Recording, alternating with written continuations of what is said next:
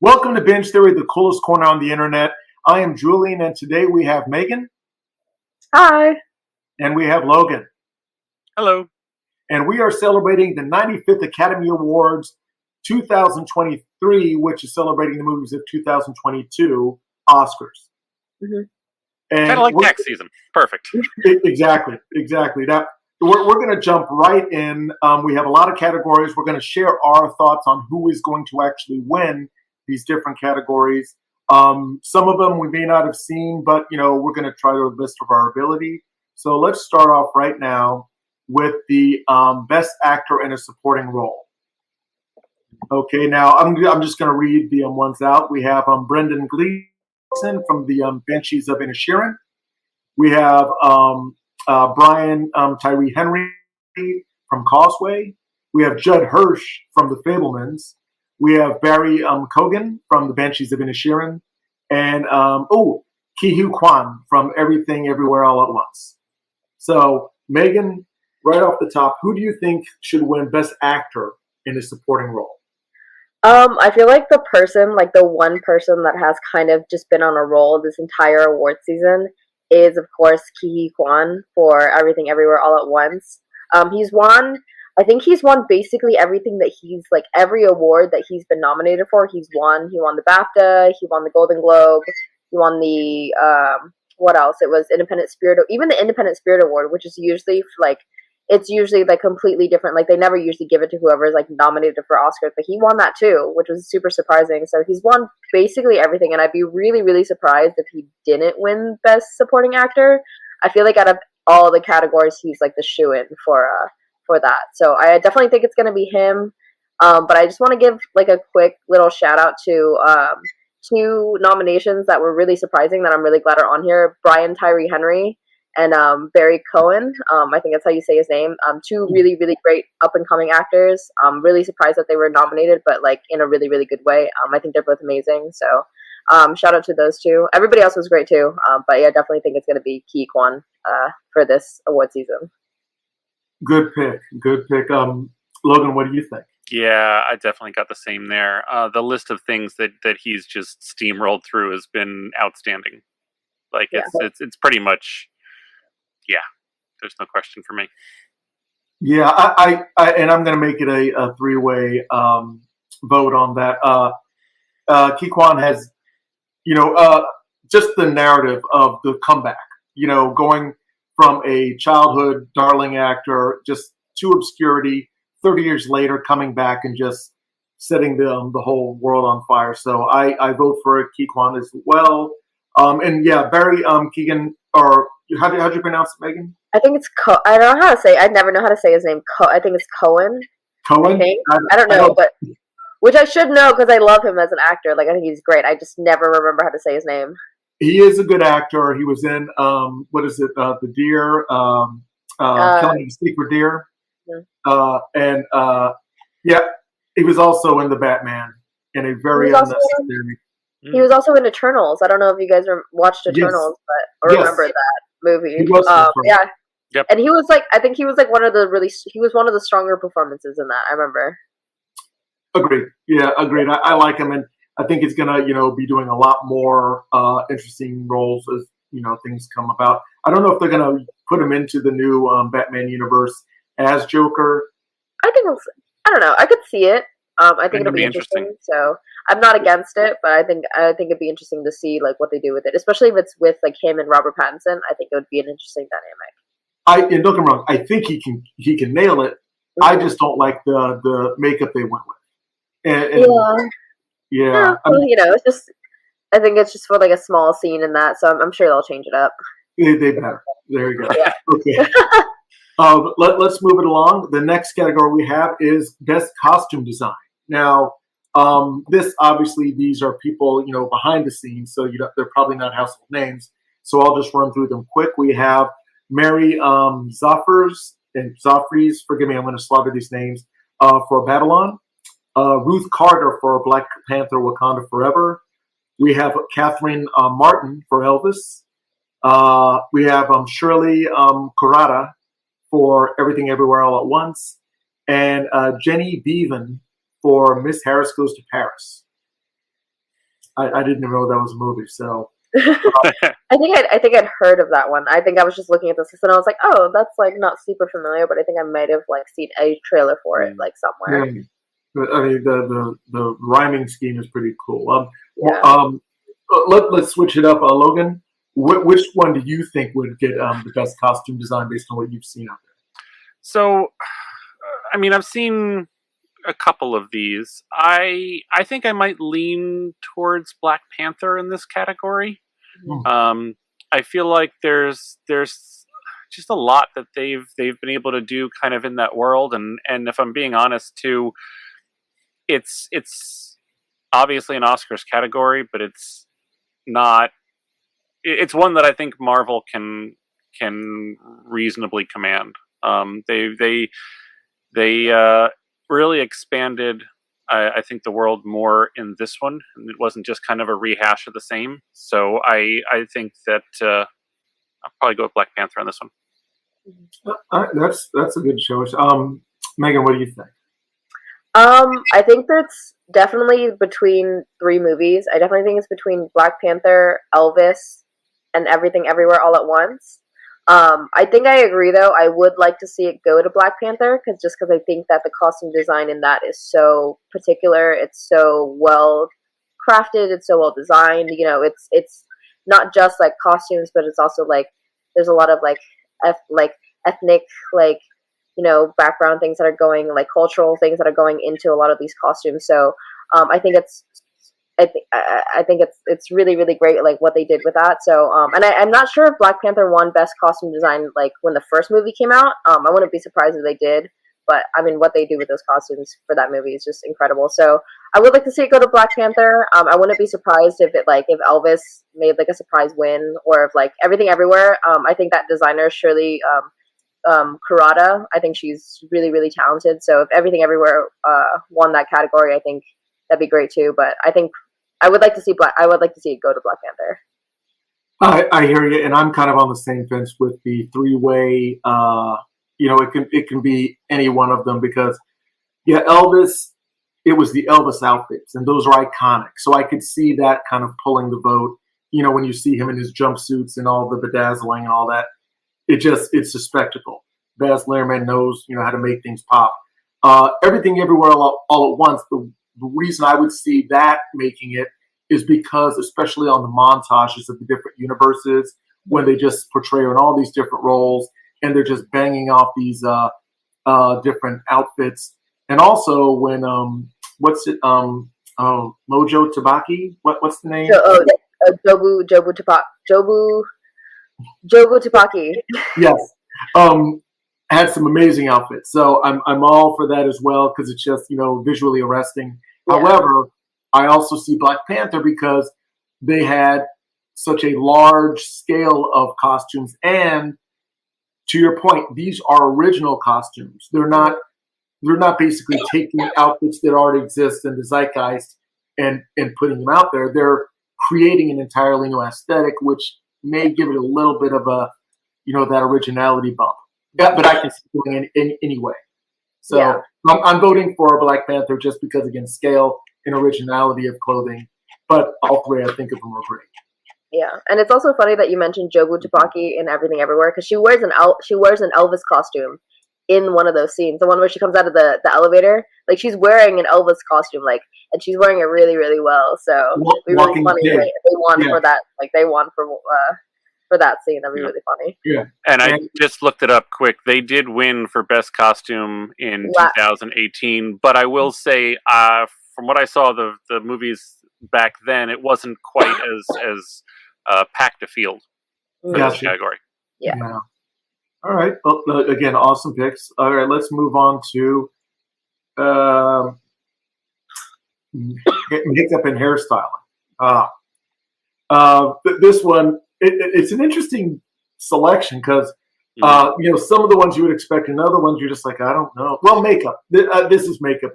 The hair. When I hear hairstyling, I'm thinking of Victorian periods, like like the big hair. Yeah. But let's go through. Okay, so the nominees. We have Hiki, Merker, and Linda Eisenhower for All's Quiet on the Western Front. And again, that's obviously the makeup. There's a lot of wounds and things like that. The Batman, which again we were just talking about. Not Joker aside, Penguin. Yeah, that was some awesome makeup. Black Panther, Wakanda Forever. That's I think that's more body paint and things like that. Elvis. You got him as Fat Elvis, Skinny Elvis, so there's good makeup there. And The Whale, wow. Okay, Megan, your thoughts on those? I think it's a hard category. I don't know. And by the way, I skipped through the names because I'm not doing this. Yeah, that's okay. I feel like people just are here to see kind of like the movie titles anyways.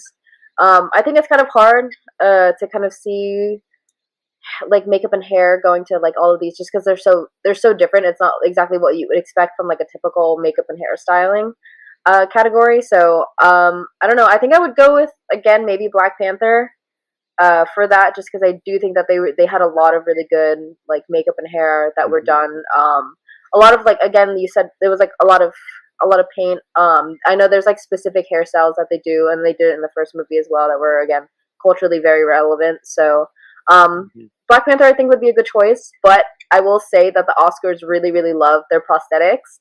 And there have been a lot of wins for fat suits, which is over the years has become a little bit kind of, there's a lot of conversation of whether or not that's problematic. But again, like the Oscars love it, so I could see it going to The Whale. And yeah, I could see that. I could really see it going anyway with any of these options. So yeah, I would like to see it go to Black Panther though. No, interesting. Okay, Logan, what do you think? Yeah, I had the same line of thought, but on this one, I think I did lean towards The Whale.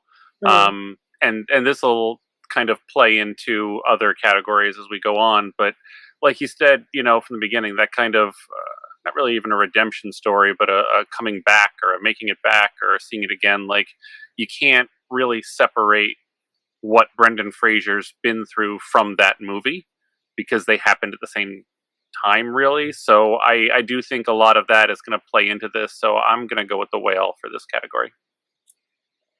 Both of you are right. And again, talk about a comeback story, which Hollywood loves.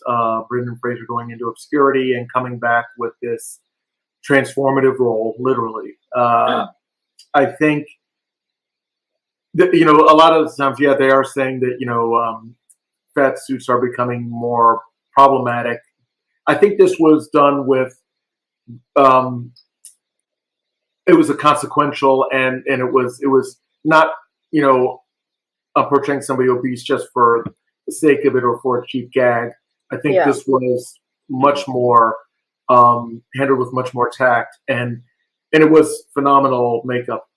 Here's the thing that kills me though, because Colin Farrell, who was also one of the Banshees of Inisherin, if you can go online and see him being put into the makeup for the Penguin. It is, it looks, again, it's just a great transformation for him as well. And Elvis was fine, but they basically just, made him larger when he was Elvis in the old years. So for me, it's between the Batman and the Whale. Because of the amount of screen time Brandon had that thing on, and because it was so heavy, I'm going to give it to the Whale too, because it was so physically taxing for him to do, and it was just so immersive in that bodysuit, where the Penguin was a supporting character, not the main focus of the film. I could definitely see that. Yeah, I definitely see it.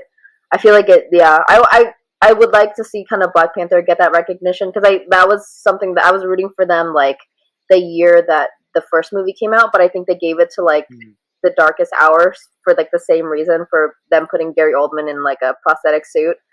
which I was kind of like, all right, sure. But with this, I do kind of see it going to the whale. So I do think that the whale has a really, really big chance to win this category. Yeah, and it's hard because makeup and hairstyling. I mean, for Black Panther, I mean, they had face paint, which was great, and they had amazing hair. I call it Afrofuturistic hairstyles. So it was great stuff. But yeah, when you're talking about an 80-pound bodysuit that you're wearing for months, it blows everything out of the water. So yeah. Okay, let's move on to international feature film. Now, and again, I'm just going to skip over the names and just say, this one I can do. I'm going to do the names of the countries. So, okay, so the nominees are All's Quiet on the Western Front, Germany, Argentina. I'm not saying that twice. That's the name of the movie and the location. Close, Belgium. EO, Poland, and the Quiet Girl in Ireland. Now, Ireland's having a good run this year. Yeah. Logan, what do you think based on those international feature films? If you've seen any of them, that is. I haven't seen any of them. I have seen the trailers for a couple. Just on the trailers alone, which is a horrible way, of course, to judge anything. I'm going to go with All Quiet on the Western Front. There was just a look to that kind of a war movie that it's been on my list to find when I can find it out, but I just haven't been able to get around to that yet. Megan, can you share your thoughts with the audience about All's Quiet on the Western Front? So I just watched it today, like a couple hours ago. And it was something that was on my watch list because I will say that I haven't seen every single Best Picture nomination, and I think that was the one that I really, really wanted to watch before the Oscars this Sunday. So I put it on, and after the movie ended, I was like, wow, this is very, very depressing. I just felt so sad and defeated by the end of that movie. And I know that's the point. I know that is kind of the point as like an anti-war film. That's what they were trying to do. But man, I was like, I need to go turn on like a comedy, a cartoon or something and just like sit down and relax because it was so sad and it was so depressing. And it was a lot. So, but it was great. It was a great film. Don't know if I'd do that again, but it was very good. Yeah, it's not something that you what do they call it? The passing the TV and sitting down thing. Wow. Yeah, just like casually watching a movie. Yeah, I remember like turning it on and I was like, am I ready for this? I was like, I could turn on Elvis because I also haven't seen Elvis. I was like, I could watch Elvis right now, but then it started playing and I was like, I might as well just go through it. But it was very good. Yeah, and I saw it a few weeks ago and it was good. But you were talking about maybe watching a cartoon to decompress. Totally off the Oscar track, not too far though. Yesterday I caught Unicorn Wars. Now, at the Alamo, yes, at the Alamo. Unicorn Wars is a Spanish film, and it's based on this rivalry between basically teddy bears and unicorns. It's almost like if what were those? The Huggy Bears? Care Bears, yes. It was exactly like Care Bears. They were adorable and sweet. They even said this thing like, hugs and cuddles, pride, honor, and cuddles. That was like the moment. And apparently the unicorns were just their sworn enemies. And there was like this, it was a kind of an allegory for a lot of things, I would say, in otherisms and totalitarianism and some things that dealt with World War II. It just, this whole kind of classism and hating, a different group of creatures. So, but yeah, if you want to be further depressed, you can watch Unicorn Wars. They're adorably drawn, but it's very violent. So, yeah, I mean, in terms of like international films, there's no way it's not going to All Quiet on the Western Front, because it was also nominated for Best Picture. I don't think it's going to win Best Picture, like, spoilers, so, like, not to jump ahead, but I don't think it's going to win that, but I definitely think it's going to win this category. But, which, again, it's well-deserved. But I also want to do a quick shout-out to the movie Close, which is the movie from Belgium.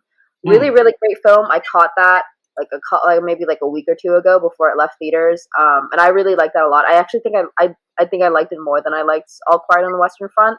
Not to say that it was like the better film, but I think it just it affected me more. I'm not like affected me more, but I think I personally enjoyed it more than I did All Quiet on the Western Front. So I just want to give a quick shout out to that if anybody ever gets a chance to see it. It's a very, very good film. I'll add that to the list. Yeah. Oh, and just in case it wasn't clear, I'm choosing All Quiet on the Western Front as well.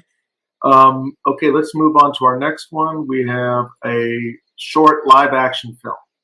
So, and again, I'm just going to give the names because, nobody knows who these people are. Their families do, and I'm sure they love them, but, for time, we'll just cut through it. Okay, so the first nominee is An Irish Goodbye. The second one is Evalio. I'm probably slaughtering that name. The third one is La Pupille. The fourth one is Night Ride, and the fifth one is The Red Suitcase. And I have not seen any of these, but I haven't either. Well, okay, so none of us have seen any of these. None of us. Yeah, and I was sometimes at the Alamo. Well, is it the Alamo in Virginia or DC that plays the live action nominations? So they've done the one in like Virginia, like they've done it before. I remember I went to see the one that they did like pre 2020, the one like the 2019 Oscars or the 2020 Oscars before like everything shut down. They did it that year. They didn't do it this year though, which I'd asked about it, but I don't think they had enough time or something to put it in theaters this year. So I just I didn't get the chance to catch those. So I know they're playing in a couple of theaters. I know they're gonna play until maybe like Sunday, so I might try to catch them after like maybe tomorrow or on Saturday. So we'll see. But I unfortunately haven't seen any of these. So, and I haven't seen any of the animated shorts either. Yep. All right. Well, hold on. You're putting the cart before the horse. We need to get there before you. Okay. Our next one, we're going to do best documentary short film. Okay. Now, I've seen none of these either. Okay. There's The Elephant Whisperers, Howl Out, How Do You Measure a Year, The Martha Mitchell Effect, and Stranger at the Gate. Has anybody seen any of these? Unfortunately, no. No, unfortunately not. All right, this seems like a whiff on our end as well. Based on the name, I'm going to say Stranger at the Gate. There you go. That's my. So based on the name, I would say How Do You Measure a Year because it brings up images of Rent to me. And I'm always a sucker for anything Rent, but I don't think it actually has anything to do with that. But on name alone, there you go. Based on the poster, I'm just hovering over them on like Wikipedia right now. I'm gonna go Halut. I think it's a Russian film, but that looks I don't know. The poster looks really cool. So I definitely hope to catch these somewhere, but yeah, haven't seen any of these unfortunately. But you know what? I like it. This was our totally uninformed pick of those nominations, but good as anything else. So let's move on to the next one for sound. And this one, sound design, sound mixing, all that fun stuff. The nominees: All's Quiet on the Western Front, Avatar: The Way of Water, The Batman, Elvis, and Top Gun: Maverick. Just a lot of production, a lot of sound mixing. And Logan, I know this is your go-to. So, what do you think of those selections that you have seen? I think of all the categories I've seen, this is probably the hardest one because I think you could go to honestly any of these. the layers of complexity and just precision and thought that need to go into all of these are just incredible.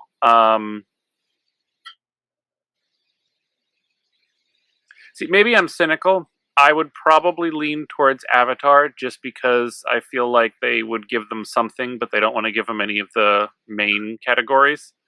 The technical, the technical ones, yeah. That's where I seem to always end up with, or the the sci-fi masterpieces or the fantasy ones seem to end in those categories. But I don't know. I think you could also, I'd say Avatar or Top Gun, because there's something about as much as I may not have enjoyed it as much myself, I can appreciate the nostalgia that it did accurately capture. And I mean, I remember my father, anytime, Top Gun was one of those movies where anytime it was on, it would just he was a notorious channel flipper and go during the commercials and whatever. But if Top Gun or some of those things were on, just the remote got set down, and that rarely ever happened. So, yeah, I think I'll have to go with either.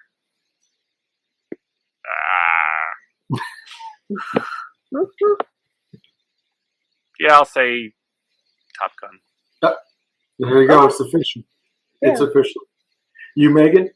I think that it's gonna be between All Quiet on the Western Front and Top Gun Maverick. Just because I think that sound design almost always goes to war films. If there's a war film nominated, most of the time it's going to go to that.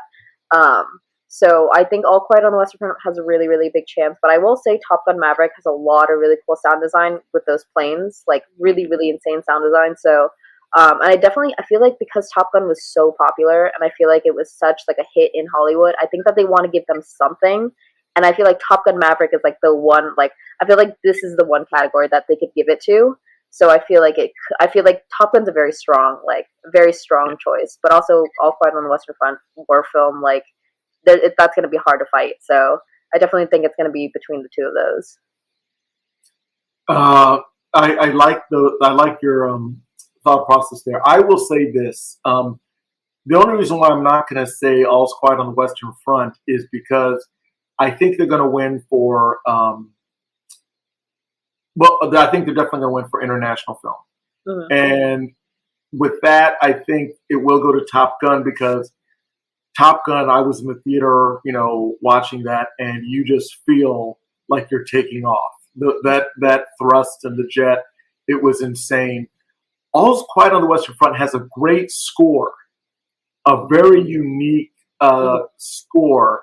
Mm-hmm. And I think that might kind of take away from the sound design because now, Logan, have you seen All's Quiet? No, I have not seen that one. Well, very unorthodox score. They do a synth drone kind of. They do, yeah. It was really interesting. Caught me off guard, because it almost sounded like something you mm-hmm. hear in a horror film or something like that. But after a while, it's really part of the experience. But you know what I'm talking about, Megan. I think that might, lessen the impact of the score because it's just that's what I remember. I don't remember the score as much as that. I don't remember the sound design as much as I do that the instruments that they use. I agree with that. I definitely think I remember the score a lot just because it was very jarring. Some of that score was very, very kind of I was oh, this is very interesting for a war film. But I agree with that. I think that All Quiet on the Western Front, sound design. I really only think that they have a chance at sound design just because they are a war movie and just because it's because just watching Oscars patterns, the same with makeup and hair. They usually give it to whoever has the best prosthetics. So with sound design, they usually give it to whichever war movie comes out that year. But I do think that Top Gun Maverick has a really, really insane sound design. Those planes, the way that sounds, it's just so it's so captivating. So I think Top Gun has the strongest chance, and I think it would be kind of cool to see I really enjoyed Top Gun personally, and I think they would be the one category that they would that they would deserve. Yeah, I'm not like they would deserve others, but like it's like the strongest category for them, I think. Agreed. Agreed. All right.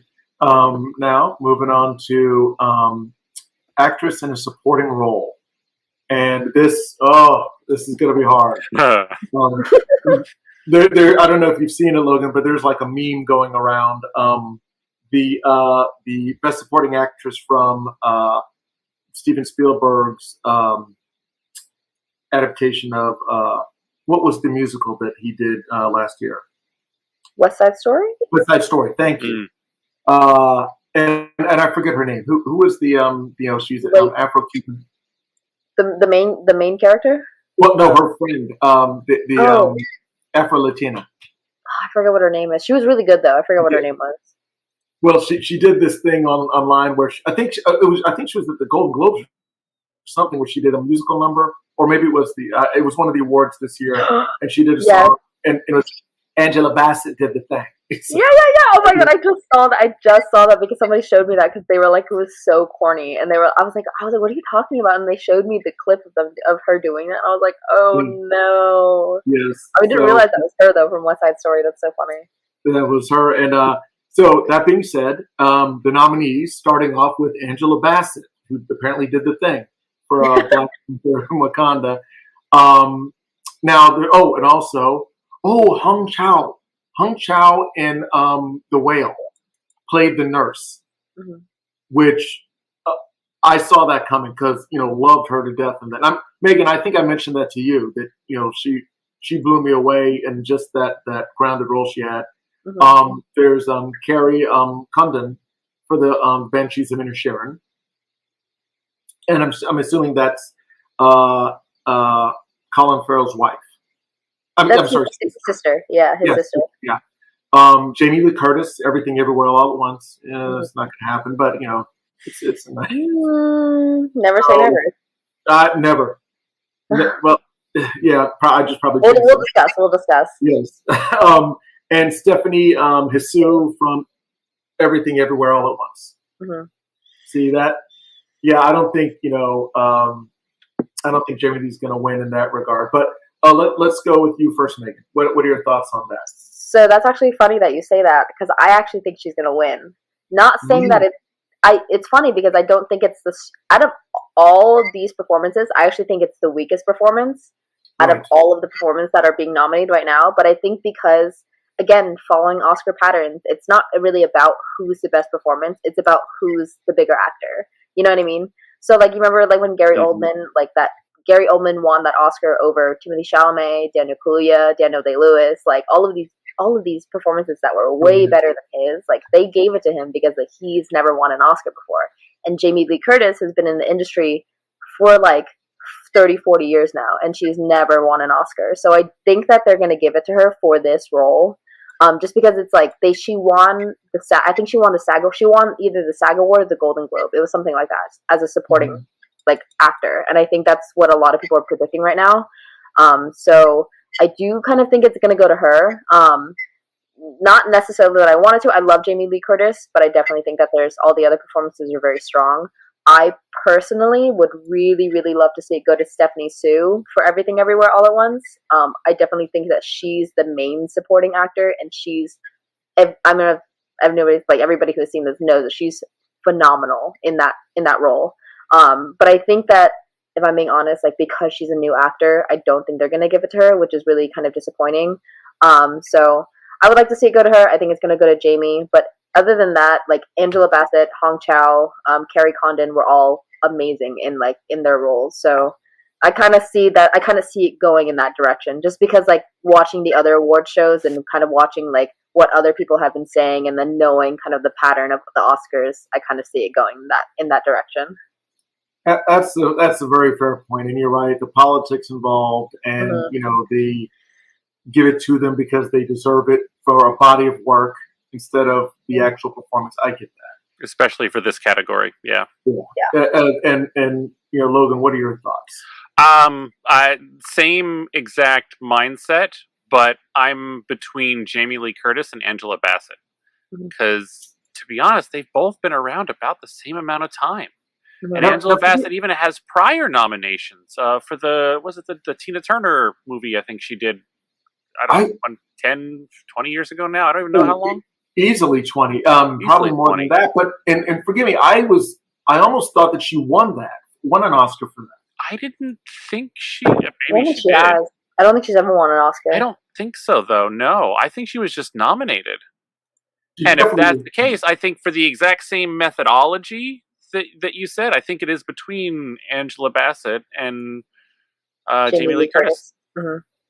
The only reason I say Jamie Lee Curtis over Angela, because I honestly like Angela Bassett, incredible Black Panther, and then she deserves an Oscar for like how long her career has been in Hollywood. But I just think Jamie Lee Curtis, just because that's kind of the direction that the Oscars have gone into. Like I think that there's just there's a lot of eyes on Everything Everywhere All at Once right now, and I think that's just kind of like where like the flow of everything is going to. So I kind of just see it being her. So. It could be surprising. I feel like I love when the Oscars kind of just throw surprises at us. So I'm hoping that category is a surprise. We'll see. I'm going to say this, and I can't believe we're still having to talk about this. And first of all, yeah, she was nominated she did not win. She's never won an Oscar, but she was nominated this year's second nomination. I don't see any other African Americans being nominated for anything else. Oh. So that is the case. Okay. I'm just saying, if we're talking about, giving somebody their dues, and if this is a very, let's say, a lot of great, API nominations, but I don't think I see any African Americans other than her that are. So I'm not going to say that they're going to. Try to avoid another Oscar so white moment, but I think it's interesting though, because the Oscars always go back and forth between that. Like there'll be years that they nominate a lot of people of color, like a lot of people of color, like will be nominated, and then like the next year it'll just be like all white actors. So I think they kind of like every year they kind of like fluctuate with it. So I didn't actually notice that until that's just because like this is the only year I've seen this many Asian actors like nominated. Yeah. Ever in my entire life. Like even like obviously like all of the cast of Everything Everywhere, but even Hong Chow, I was like, oh my god, that's like two Asian actors and supporting actors. Like I've never in my life have ever seen that. 100% right. It's going to be an interesting. And again, I'm wishing everybody the best here. I'm just saying. Oh yeah. Jamie yeah. And here's the only reason why I would also think that Angela Bassett would edge out Jamie Lee Curtis. It's the body of work. Jamie Lee Curtis has been around for a while, but I mean, she's carrying that Halloween stank for a long time. And again, nothing wrong with horror movies. Don't get me wrong, but Angela Bassett has been cranking out, more dramatic and accessible roles. Where when it comes to superhero movies and horror movies and sci-fi, the Oscar tends to kind of just turn up their nose at that a lot. Just putting out there, devil's advocate. But to that point, I would say I'm rooting for Angela Bassett, but Jamie Lee could win it. I could see between the two of them, but I'm going to choose Angela Bassett just because. Oh yeah. Yeah, agreed. All right, so let's go on to our next one. Now this one is visual effects. Now I'm sure this one is going to probably be obvious who's going to win. Yeah. Now let's go down the list. The nominees are All's Quiet on the Western Front, Avatar: The Way of the Water, The Batman, Black Panther: Wakanda Forever, and Top Gun: Maverick. So these are obviously the usual suspects when it comes to visual effects. Megan, let's see you go first on this one. Visual effects. I think we're all kind of thinking it. I think that it's gonna go to Avatar: The Way of the Water. I mean, like, there's no other way. There's no other. I don't know. Like everything else. I mean, all these other movies, like the visual effects, fantastic. Especially like Top Gun. Like the visual effects for that. Like if it went to Top Gun, I would not be mad. But in the same way that I kind of said that, like I felt like sound design was really the only category that Top Gun is like for sure going to be like a shoe-in for. I feel like Avatar: The Way of the Water, like they want to give that something. I know that they want to give it something, and I think that it's going to be visual effects. Like if it's anything, it's going to be that. So, and I mean that entire film is just like the entire film is visual. It's like a visual spectacle, and it looks. I mean, if I saw it in 3D and it looks fantastic. You know, it's a very very pretty film, and they spent a lot of time working on it. So I definitely think that it deserves to get that visual effect win. So that's, I mean, Avatar is my answer for that. So yeah. Gosh, on that, Logan, what are your thoughts? Yeah, it's Avatars to lose. Mm-hmm. Yeah, I three ways here too, because I agree that All's Quiet on the Western Front is, you know, visually arresting, but it's not effects driven. The Batman has a lot of great scenes, but it's not, you know, visual effects as much as practical effects. Black Panther, Wakanda Forever has some great scenes. Again, it's more about the drama. And Top Gun Maverick, here's where I would think, ironically, this might work against them, Megan. Mm. A lot of that stuff is actually just footage of planes. You know, yeah, they have some effects, but a lot of it is just Tom Cruise flying around like a maniac. Yeah. So, I mean, I'm sure editing, don't get me wrong, but, you know, a lot of that stuff is just footage, you know, of Tom risking his life as a 60-year-old man. Yeah, and, I want to know how much of that is visual and how much is that, like, how much of it is, like, practical. Yeah. I mean, but, I mean, Avatar is, like, it's, like, the most visual effects movie of all time. Like, and that's what I'm going for is Avatar, because the entire thing is a visual effect. Yeah. So and I also want to say, I think it would be kind of cool to have seen everything, like, not to, like, because it got nominated for basically everything everywhere all at once would have been a cool nomination for visual effects, because some of the stuff that they do in that, like the scene when they're like showing all her faces at once, like they're just going through like rapid pace, like through her face.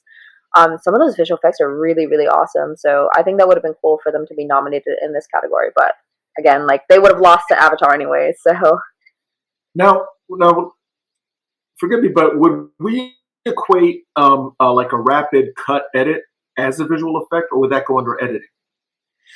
that's a good question. Because I know what you're talking about, and actually, if you go on YouTube, you can see somebody slowed down that whole montage of her different. Yeah. Maybe it is. I mean, yeah. It depends how it's done. It could be either. Yeah. Because I think. Yeah. I'm trying to think specifically. I always get, like, there's a lot of categories that I'm like that get kind of jumbled together. But yeah, visual effects. I mean, there are. I mean, other than that, though, there's some cool visual effects that they put into that film. But yeah. Sure. Either way, would have lost Avatar.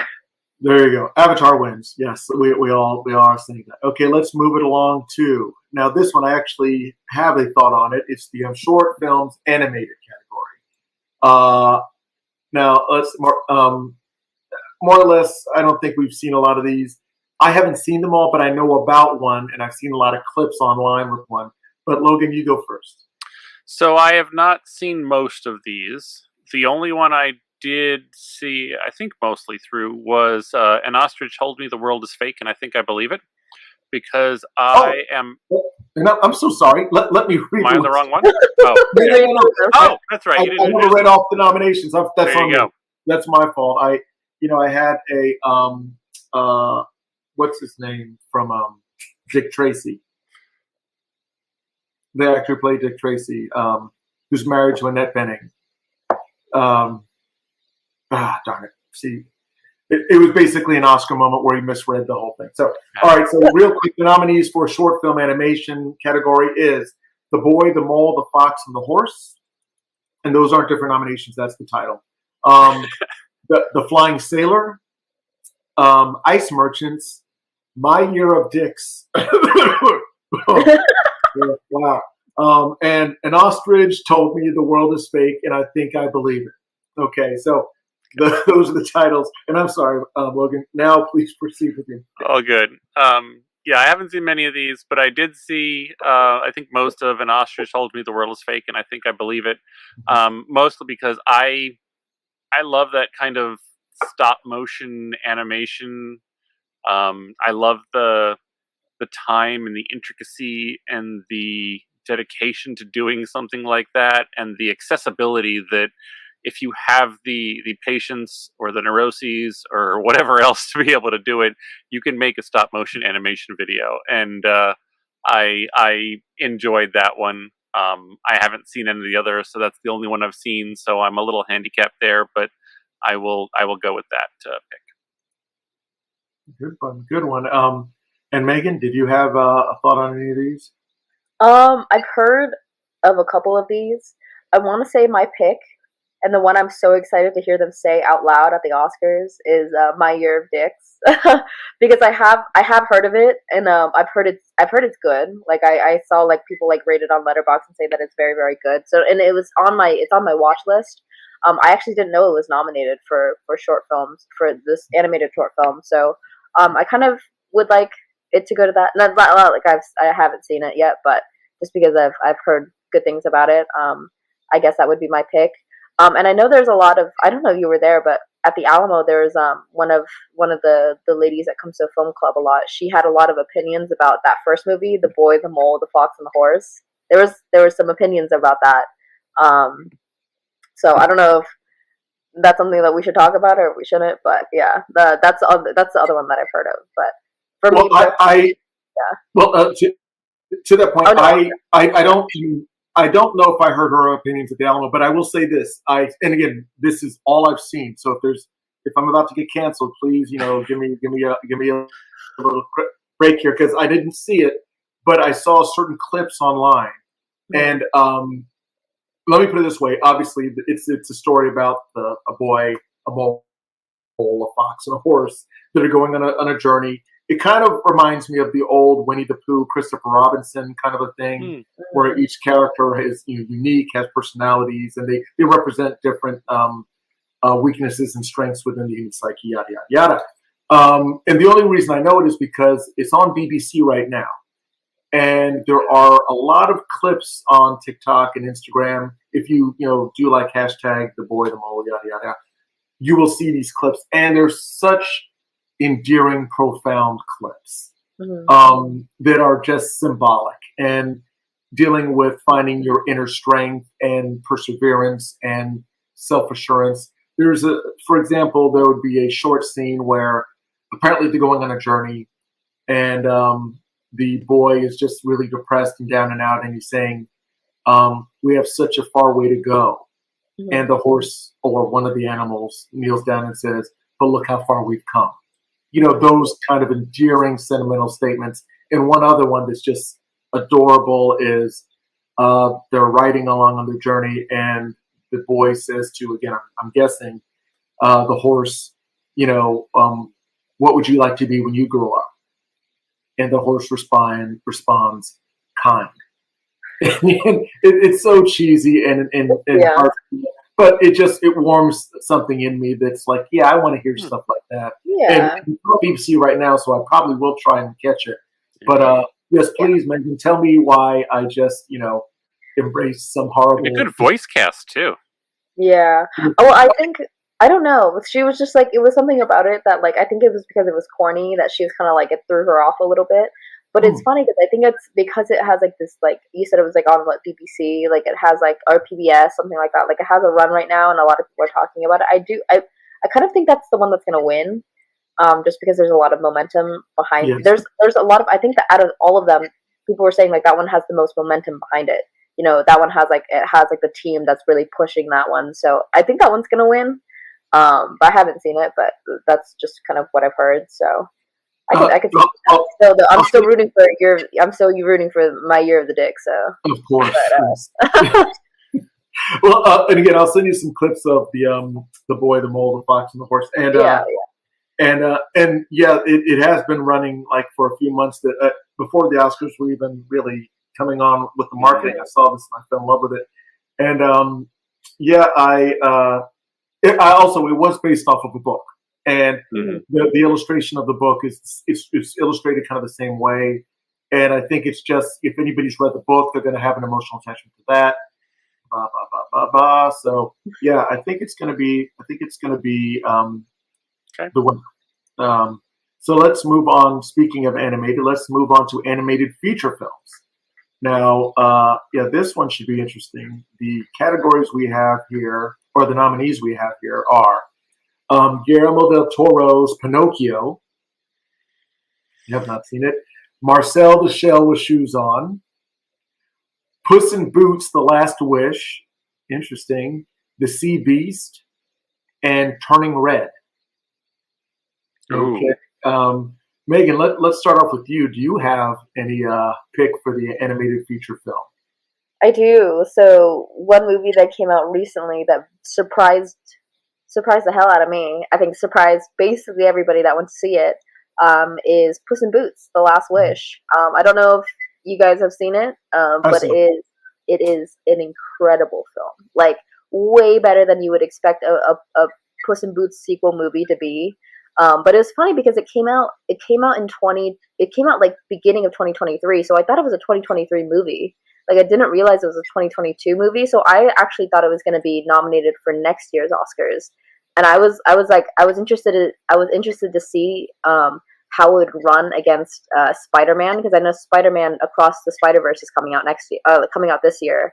And I know that's going to be nominated as well. So I thought it was going to be like a Puss in Boots versus like Spider-Man like animated thing, and then it got nominated this year, and I was like, oh crap! Like didn't realize it was a 2022 film. But because of that, because I'm not saying that the other movies aren't like strong competitions, but I think because Puss in Boots like blew so many people away, I think it's kind of the shoo-in for best animated feature. Again, super surprising, especially for people who haven't seen it. They're like, it's like a Puss in Boots movie, like there's no way, but it's incredible film. But other than that, like I know Guillermo del Toro's Pinocchio has done a lot. I know a lot of people have been talking about that. I actually haven't seen it. I need to, but I know that a lot of people have been saying really, really good things about it, and it's Guillermo del Toro, so of course. And Marcel the Shell is just such a wonderful, sweet little movie. And if that wins, I would not be mad at all. Such a great film. The other two I haven't seen. I've heard good things, but I haven't seen them. But as of right now, I think my pick would be definitely Puss in Boots: The Last Wish. Yeah, and to your point, Puss in Boots came out on December 21st, right before Christmas. Oh, did it? I thought it was like a January, like February release for whatever reason. No, and sometimes they'll just release it in a few theaters, and that technically gets you in under the wire. So right. So Logan, your thoughts? So it's really interesting, actually, because I guess the one that surprised me on here was Turning Red, because I thought that was last year, but that came out March of 2022. It's been that long, so I remember all the buzz and the talk and everything around that. And if anything, I think the time that came out did it a disservice by the time it got around to here. Because I literally didn't even realize that was still a movie in contention for this year. I have not seen Puss in Boots, but I have heard the same great things. I would like to see that one. I think it's just it's a fun character anyway. Like, regardless of the quality of the other ones, like they've always been entertaining. You know, they've always been kind of fun.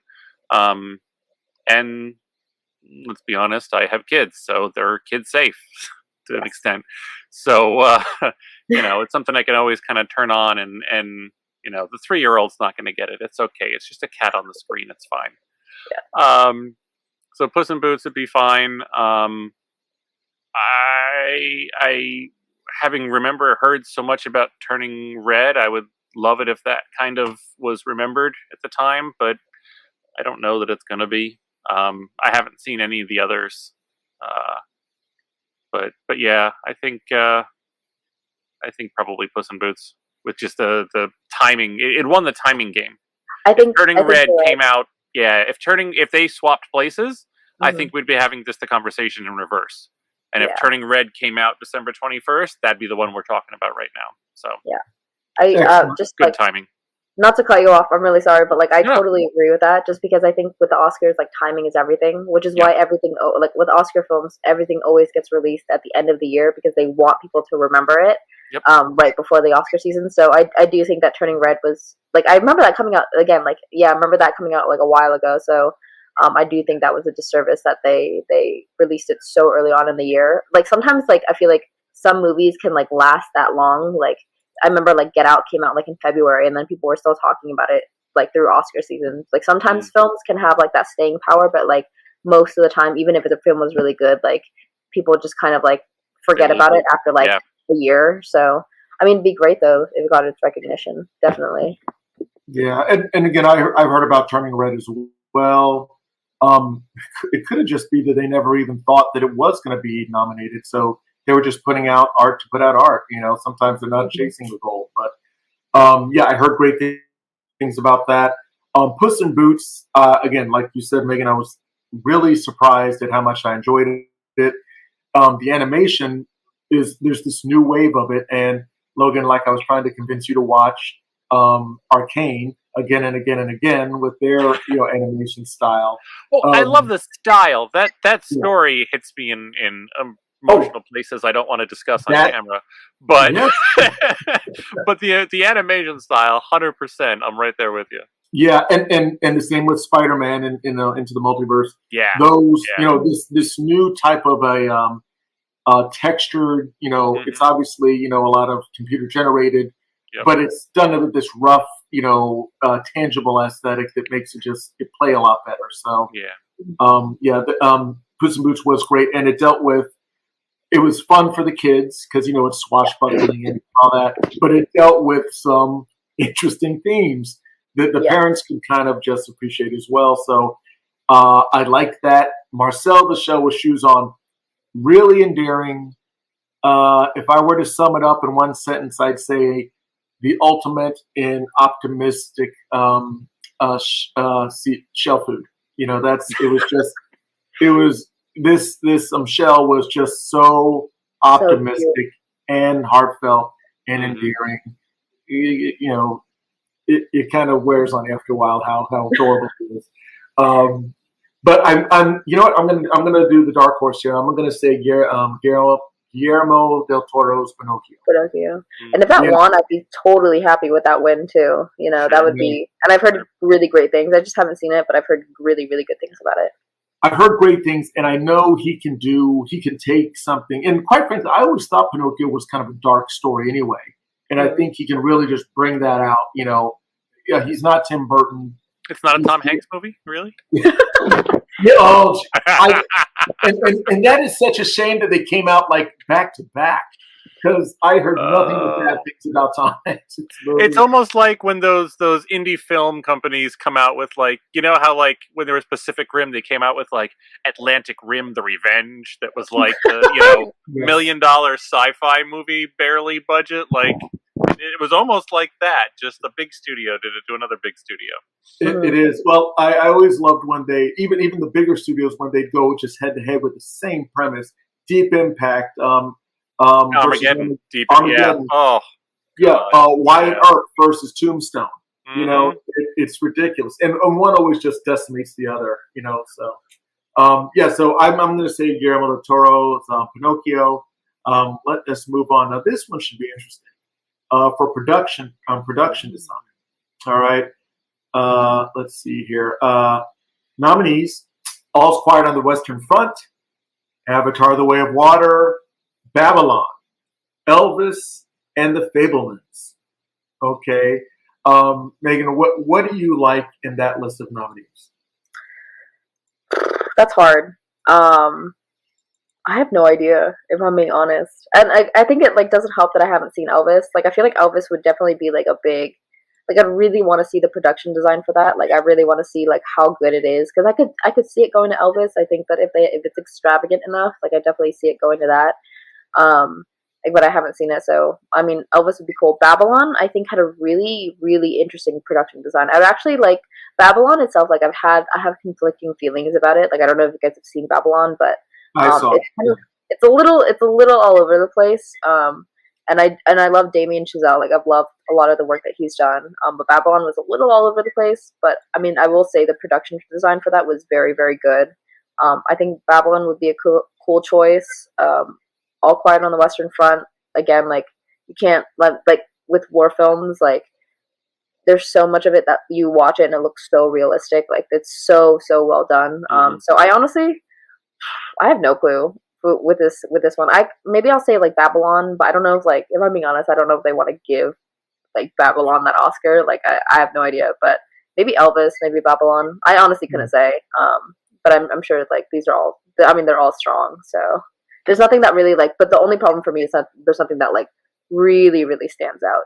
So Yeah, it's a full breakfast. I mean, every one of them is just a juggernaut, and you're just like, it could literally just be how the Academy's feeling that day, or it could be something political, like since Babylon is kind of a satirical look at Hollywood, that could work against it. And anyway, Logan, what are your thoughts? Yeah, so this category in particular, I think I was definitely looking a little bit more off the beaten path.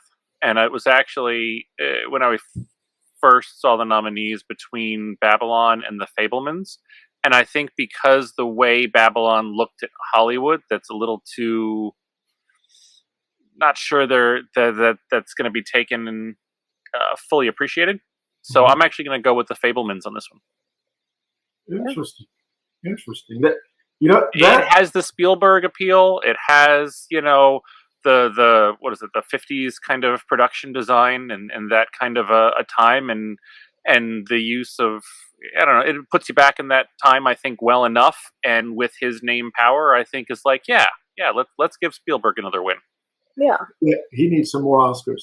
Seriously, he needs another one. I get that. I get that. That is rough, because Avatar, I think, like we were saying before, I think because it's an all effects movie, I think that kind of ironically will take away from its production scoring. In Babylon, I would say Babylon and Elvis are kind of neck and neck, because I've seen them both, and it is so surreal and such of just the palette and the aesthetics and the design. But I'll tell you this: it's Baz Luhrmann, and he knows to make stuff just pop. It seemed like Damien Chazelle wanted to make it pop, but he was, to Megan's point, all over the place. Yeah. I don't think there's anything on the editing floor. I think he just kept going until he ran out of film. So I'm going to give it to Elvis, just because I don't know if Elvis is going to get a lot, and I think this would probably be a one that people could just say, yeah, I get that. And Fabelmans I liked, and you're right, it was transportive when it takes you to Steven Spielberg's life as a child. But I guess I don't see that as far away that it transports you to another place in time, because it was like the 60s, and it was great the cars and the houses and the colors and all that. Yeah, I'm just thinking Elvis may edge it out. Okay. Yeah. Oh no, please. No, I think it's The Fabelmans has a very very subdued kind of production design. So I think it's kind of like, it's kind of the exact opposite of what Elvis and Babylon would be. So I really think it just depends on what the Oscars are kind of like, what the Oscar voters are looking for this year. Like if they're looking for something subdued, if they're looking for something really, really wild and crazy, like that's going to be like all up in the air. So I guess we'll see. But I mean, again, they were all nominated. They're all fantastic. So yeah. There you go. It's tough to call.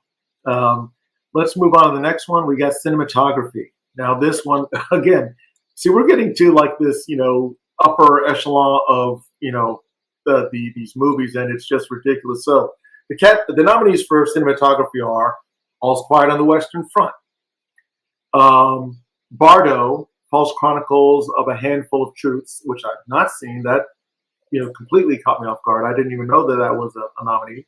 Elvis, Empire of Light. Now I saw the trailer for this. I wanted to see it. I can't believe I missed it. I don't think it ran that long. And Tar. Tar I saw, and I have thoughts on that as well. But Logan, do you have any thoughts on any of these?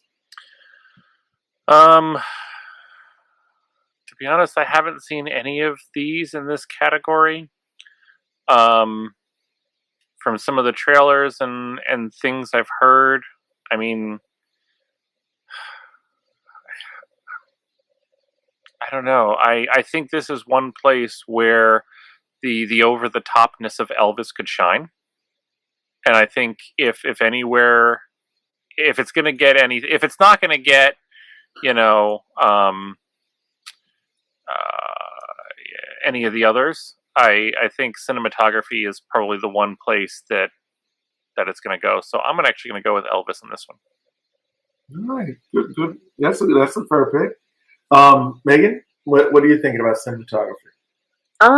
So out of all of these, there's like I haven't seen Elvis and I haven't seen Empire of Light, so I can't really speak on that. But I literally just saw it. Empire of Light is the cinematographer is Roger Deakins, and he's like the GOAT cinematographer. Like he's one of the greatest cinematographers like in Hollywood. So I could see them just kind of giving it to Roger Deakins just because it's Roger Deakins. But I think Tar had really, really good cinematography. A lot of that was very artistic. Like a lot of it was very artistically done. So I could see Tar, but it's funny because Bardo, the False Chronicles of a Handful of Truths, I had no idea what that was until just now. So I literally just Googled like their cinematography, and it looks really, really beautiful. Like some of those shots look really, really good. So honestly, I mean, I feel like it's a movie that not a lot of people heard of, but was nominated in this category for a reason. So that'd be kind of cool if it won. I'm not gonna lie, because like some of the shots were really great, but I think that'd be cool. I think Tar also a really strong choice.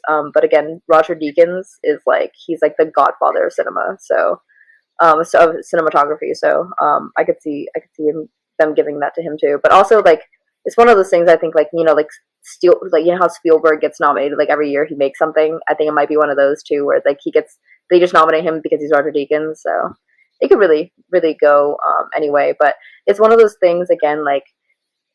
Same with like the last category where like production design, nothing really stands out to me this year, which is a little unfortunate because cinematography is like one of my favorite categories, and so is production design. So, but yeah, I think it'd be interesting to see. So you don't have any one that you like a little more than the others? I think I want to go with either Tar, and I kind of want to go with like Bardo. So I think it'd be like just because from like the shots that I've seen, I'll go with those two. Yes, right. I also seen like 2 out of 5 of these films. Fair enough. No, I have seen Tar, and yeah, they did vacillate between just kind of a very sterile, rigid aesthetic to kind of a dream hallucinatory type of imagery. So Tar was very unique. Empire of Light I did not see. I saw the trailer, and the trailer looked fantastic. You're right. Roger Deakins is just a very strong, has a very strong eye when it comes to cinematography. Elvis was, Baz Luhrmann. Again, these are the directors, but they know who to get for cinematography. So Elvis had its look. I'm going to go ahead, and I don't want to even guess at Bardo because I didn't even look them up. So I'm sure to be nominated, it's probably got a fantastic aesthetic. But I'm going to go with All's Quiet on the Western Front only because. To recreate that, the expansive layout and a lot of the countrysides during war, and to me, it just really emotionally makes you. And Megan was saying it's quite depressing. I think anything that impacts you based on simply the way the camera is capturing a scene. I'm just gonna, say that that's my pick because I felt something with All's Quiet on the Western Front that I didn't feel watching Tar or Elvis. It was almost a character, and then the character was depressing as heck. So there you go. That's my pick. Let us bump along, and this will answer that question that I was asking before. Film editing. So. Yeah, let's see what this is. Interesting picks this time. The nominees for film editing are The Banshees of Inisherin, Elvis, Everything Everywhere All at Once, Tar, and Top Gun Maverick. Okay. So for this one, Megan, which one do you like for best film editing? Well, because I'm on the kind of everything everywhere all at once role right now. I definitely want to say that's my pick. Editing that again, really, really phenomenal, and it's on and it like it's on a very kind of not like a low budget, but it was like a low budget like indie film. Like they shot half of that movie in one location. So like with the budget that they had and the editing that they did, like really, really incredible stuff. Like some of the stuff there's like I guess the like combination of visual effects and editing, like that scene. There's a scene when she like when they're like just walking through places and their costumes are changing. Like the scene when like the two like the mom and the daughter where she's like explaining things to her and they're like walking through scenes and there's like they're in different settings, they're in different like costumes, and then the scene where she pulls like the branch off the tree and it just starts changing into like different shapes and like different objects. Like it's just really, really creative and incredible. So I want to say Everything Everywhere All at Once, but again, like Top Gun had really cool editing.